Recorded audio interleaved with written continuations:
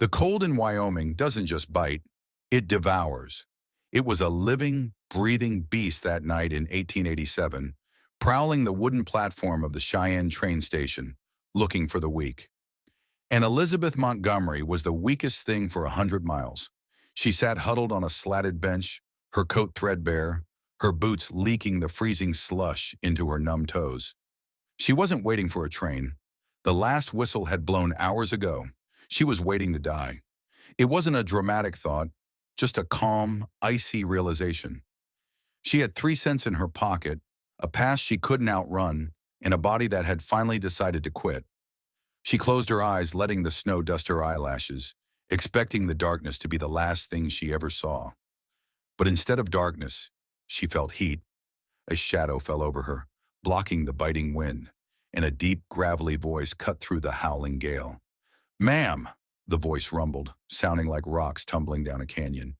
"If you stay here, you'll be a frozen statue by morning, and I don't have room in my garden for any more statues." Elizabeth forced her eyes open. Through the blur of snow, she saw a mountain of a man. He wore a heavy buffalo hide coat that looked like it cost more than her entire life's earnings, and a wide-brimmed hat pulled low. This was Jack Thornton.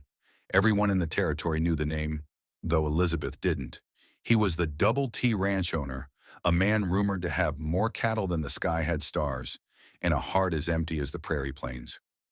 He looked down at the shivering woman, not with pity, but with a sharp, calculating intensity. He didn't ask where she came from. He didn't ask why a woman with hands as delicate as hers was homeless in a frontier winter. He simply reached down, his leather-gloved hand encompassing her entire arm, and hoisted her up as if she weighed no more than a sack of flour. "Walk," he commanded, steering her toward a waiting carriage that huffed steam into the night air. "Or I carry you, and I warn you I smell like horse." The carriage ride was a blur of darkness and fear. Elizabeth drifted in and out of consciousness, the warmth of the heavy fur blankets Jack had thrown over her acting like a drug.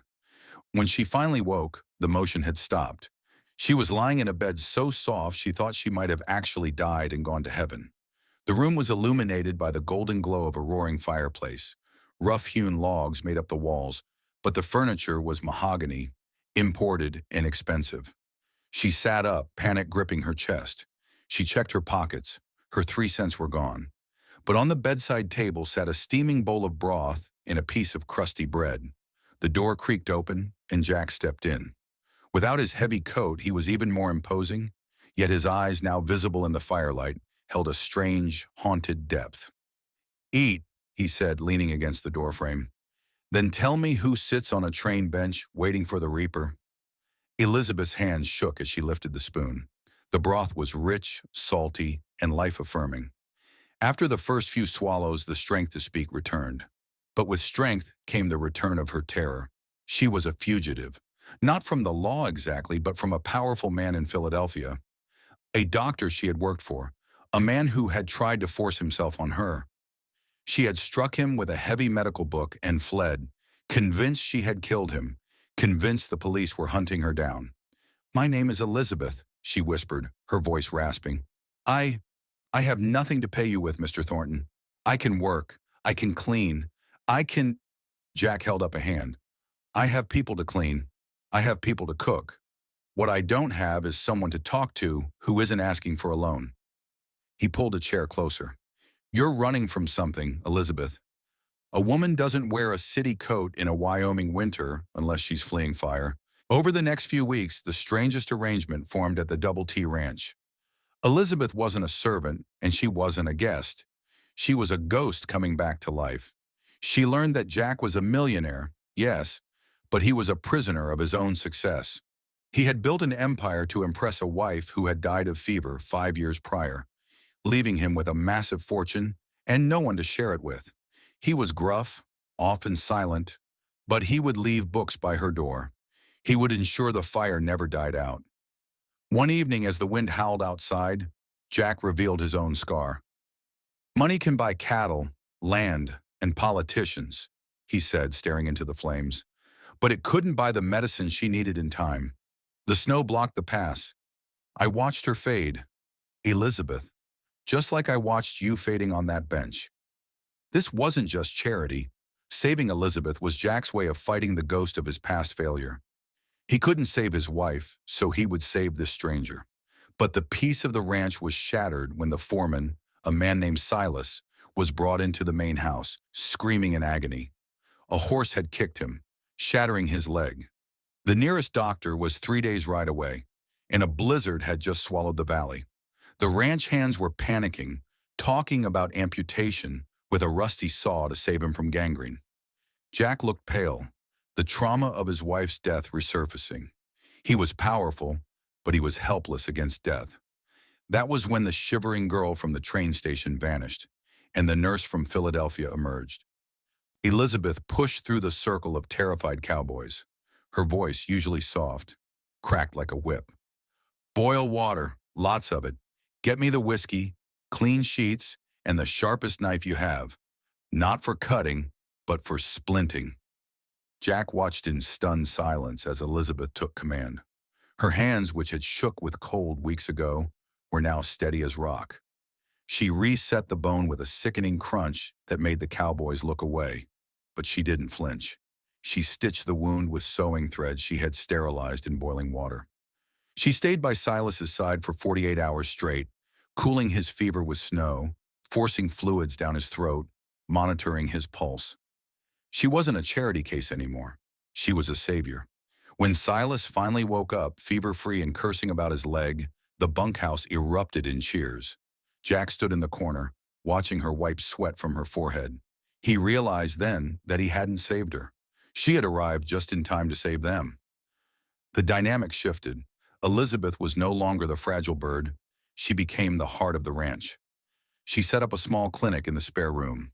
Cowboys from neighboring ranches started riding in for stitches and tinctures. Jack found himself inventing reasons to be near her, checking the clinic's inventory, asking if she needed more firewood.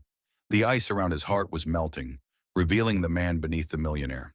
But happiness in the Wild West is a fragile thing. One afternoon, as spring began to break the winter's hold, a rider approached the ranch. He wore a badge and carried a piece of paper. It was a Pinkerton detective. Elizabeth saw him from the window and froze. Her past had traveled 2,000 miles to find her. She packed a bag in 30 seconds, prepared to run out the back door into the wilderness to spare Jack the shame of harboring a criminal. She made it to the stables before Jack intercepted her. He grabbed the reins of the horse she was frantically saddling. "Where are you going?" he demanded. "He's here for me, Jack," she sobbed, the fear finally breaking her composure. "The man in Philadelphia, I heard him. I'm wanted. I won't let them drag you down." Jack looked at the saddlebags, then at the house where the detective was waiting, and then deep into Elizabeth's eyes. "You think I care about what some city lawman thinks? You think I care about my reputation?" He took the reins from her hands and dropped them. "You saved my men. You saved me. Let's go see what this man wants." He didn't hide her. He walked her right through the front door, his hand resting protectively on the small of her back, a silent challenge to the world. They walked into the parlor where the detective stood. The air was thick with tension. Jack's hand hovered near the revolver at his hip, a millionaire rancher ready to throw away his fortune and freedom for the woman standing beside him. "You're looking for Elizabeth Montgomery," Jack said, his voice low and dangerous. "She's right here, and she isn't going anywhere." The detective looked at Jack, then at Elizabeth, who was trembling.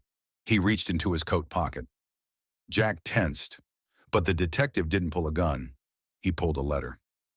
"I'm not here to arrest her, Mr. Thornton," the detective said wearily. "I'm here to inform her. Dr. Holloway died 3 months ago." Elizabeth gasped, her hand flying to her mouth. "But before he passed," the detective continued, "he confessed to everything. The assault, the other women. He cleared your name, Miss Montgomery. He left you a sum of money in his will as penance. I've been tracking you to deliver it." The silence in the room was deafening. The monster she had been running from was gone. She wasn't a criminal. She was free. The detective tipped his hat, left the letter on the table, and walked out.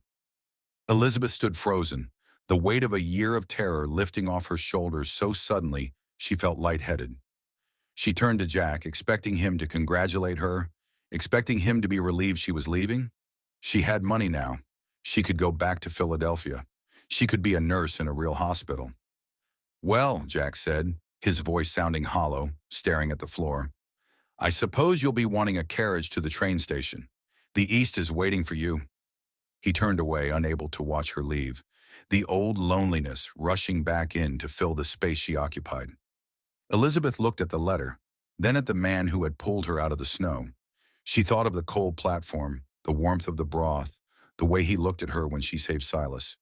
She realized that Philadelphia had buildings and hospitals, but it didn't have a home.